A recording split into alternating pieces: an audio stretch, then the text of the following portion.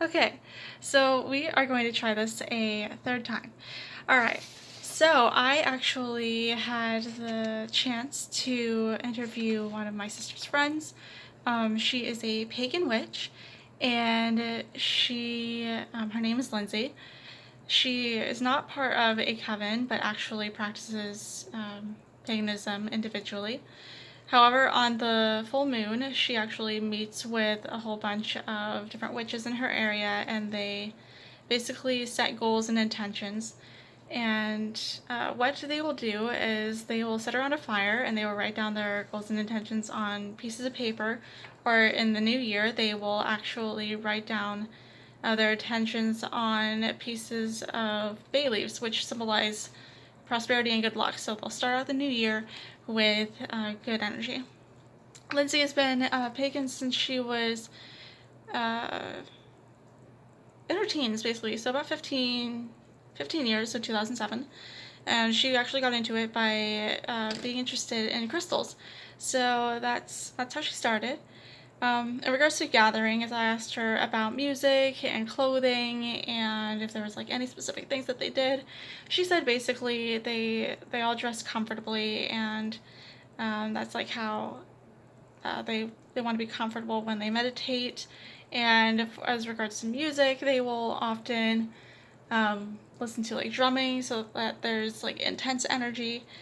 And some of the groups that they will also listen to are Wandant, Dankain, Hailung, and the one that really surprised me was Fawn. Now, I actually started listening to Fawn uh, at the beginning of the summer, and I had no idea that they were a pagan German group, and it was so cool. After that, I asked her about what she thought about the paranormal and about shadows. Now, Lindsay, I had said this previously in an essay on reflection. Lindsay used to be part of a paranormal investigation team, and so she did like psychic, medium readings and stuff like that. And basically, she believes that family members are always close around us and acting as our guardians. And that basically, if you go to a place where there's been a lot of pain, a lot of trauma, maybe death, there's definitely going to be more negative energy than there is positive energy. And she did say that there are definitely different ways of protecting oneself if you do feel like you are in danger. The first one is being very direct, being firm, stand your ground. And we also talked about different stones, different crystals, and some of these included black tourmaline, and this basically keeps away bad energy, turns bad energy into good energy. A tiger's eye, this basically opens up one's psychic abilities. Um, and carnelian, and this basically boosts power and confidence. So let's say maybe you might have stage fright, you might wear the stone to give you a boost of confidence for your performance. And another one that we talked about is amethyst. Now, Lindsay and I, we actually were born on the same day, and so amethyst is our birthstone.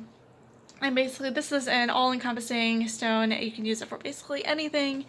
And fun fact, the Greeks actually thought that by wearing this stone, you would not get drunk. So that's a really fun one. And another really important stone is clear quartz. And basically, if you wear this stone, you can program it to do whatever you want it to do. It also acts as an amplifier to other crystals. Some other forms of protection are also like herbs. The most common one that I think everybody has heard of is sage. And another thing is meditation. I also asked her about reincarnation and like what she thought about a premortal existence and an afterlife. Now, basically, she believes, and a lot of other pagans believe, about this whole cycle of reincarnation and that there are past lives. And there are things called past life regressions, and that's basically where you're put under hypnosis and you basically get to see your own past life. And Lindsay had one done a few years ago, actually quite a long time ago, where she actually saw herself living in the 1960s. She saw herself, it didn't look like her, but she knew it was her. And she was barefoot, and she basically saw her own death. And basically she said that a lot of the characteristics like make sense to why she loves 60s music, why she loves being barefoot at home. And it's really interesting because that makes me think that if I did have a past life besides the premortal existence, that what it would be like, because I love everything from Baroque up until the late Victorian era: furniture, music, architecture, clothing. And I have had deja vu before where many years ago I was listening to this one German medieval piece. I had never heard the piece before, ever. Obviously, I have heard it now. But I knew I had heard it before, but I had never heard it. And I had this image of a room, a medieval room, like in a castle, and there were people standing all around and talking and everything. And it was very interesting. Like I knew like that was home. Um, After that, we talked about how at the end of like the cycle, basically you go up. Uh, After you gained enough like life knowledge from your like lives on Earth, and you become a guide to those who will continue going through the cycle until they become guides, which is semi-similar to how in the Church of Jesus Christ of Latter-day Saints, where we believe that after the resurrection in the millennium, everyone in the celestial kingdom will have the chance to become gods and goddesses and create our own worlds, and almost how we become guides for the people on our worlds. After that, I asked her a little bit more about magic and what she like really thought about the whole good, evil, bad. And she said that really Wiccans are the ones who believe, obviously, in the threefold rule.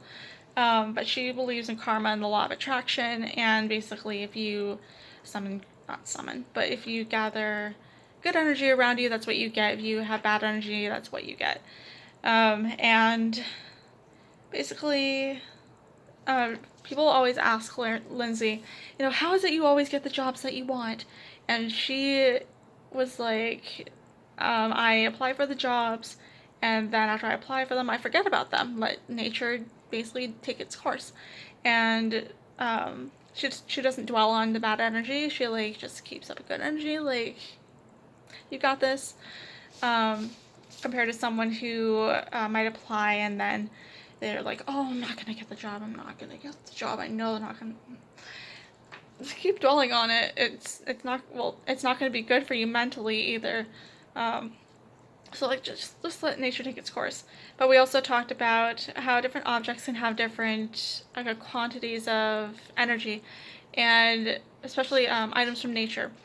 And we talked about how a branch that has broken off of a tree during a really heavy windstorm might have more intense energy than one during a regular rainstorm. But if you like use these objects in spells and rituals, they can provide different sources of power. You would put these out during a full moon to help increase the power. And then I asked her about the one and the Lord and Lady, what she thought about that. And she said that she definitely believes that there's a masculine and feminine energy. Most of the time when she does spells and rituals, she usually prays to a feminine energy, but she also says that there's importance to have balance between the two. And actually on her arm, she has quite a few tattoos of different symbols and goddesses, and a planchette. And some of the goddesses that she has in her tattoos are Freya. That's the main goddess that she worships. And there's Hecate. That's the goddess of protection, witchcraft, and magic.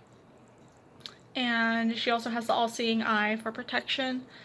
And we also talked about the herb mugwort, which is basically the main herb that's used in in magic and in ritual. Then we also talked about the Book of Shadows, and I actually had no idea really about any of this. Even on the website that I looked at for Wiccans, there really wasn't that much about the Book of Shadows, but it's actually a personalized spell book journal. compared to like what a lot of people say that it's like a black Bible or the Book of Satan, when it's actually not. But it can be as fancy or as plain, as expensive, as cheap as you want. It's all about, it's very much personalized. Some people actually, they don't even physically write down personal impressions anymore. They'll put it in their phones. That's what Lindsay does. But basically, she'll write down her impressions and then just kind of go from there. And then, like, ending on a good note, we talked about the different holidays, such as Yule and Christmas, Samhain, Beltane, and the equinox. A lot of those were covered in the lecture that you made for us. But we talked a little bit more about like what they do on the specific holidays. Like Yule, they usually celebrate Yule first and then they'll do Christmas. But Yule, they'll open up presents and have family gatherings, drink wassail. That was also a song that I sang in my madrigal choir in high school. And then they will also have different gatherings. I don't remember if they do the fire gathering during Yule, but they do some other things during that time as well. For Samhain, this is Lindsay's personal favorite and a lot of other pagans, but this is basically what Lindsay said was this is like the darker one of the holidays, but it's also like one of the most meaningful. That they will do at the gathering a dance around the fire, and this is also again when pagans believe that the veil is the thinnest. So something that really was really sweet to me was that they actually have a thing called a dumb supper. And this is where a family will leave a space at the table for a past loved one so that they can come and join the family and they can like communicate with them. And it's really sweet. Beltane, that was pretty much covered in the video, but it's in the gathering that Lindsay does during that full moon. They basically dance around the fire, but with flowers. There's a whole lot more flowers. And then during the equinox, that's celebration of the 4 seasons, and Lindsay said the more intuitive you are, the more you can like start to see the changing of the seasons like way earlier. And she said that she could actually feel the changing from summer to fall at the beginning of this month rather than like September, October, by seeing the barn spiders. And she said that spiders, just in general, the more you see them, it's like the coming of autumn. So I thought that was really, really cool. And then she also talked about Luthia, which is the celebration of the harvest that they also do. I really didn't have that many expectations going into this. I was a little nervous about, what Lindsay was going to say, maybe the day before, in the morning of, because it's hard enough talking about religion with my brother-in-law, and even though I've known Lindsay since I was a little kid, it was still very interesting. But it was great. It was a really good conversation. My initial impressions of the religion slash tradition were from the lecture, and I was taught witchcraft was not good, so I always thought witchcraft was bad. But really, if it's done for a good reason, then I'm not going to condemn it if it's a good reason. There were whole lots of things that I learned. There were a whole bunch of new things. There were some things that were familiar, like the paranormal, because Lindsay and I had that conversation many years ago. Well, not many years ago, maybe two years ago.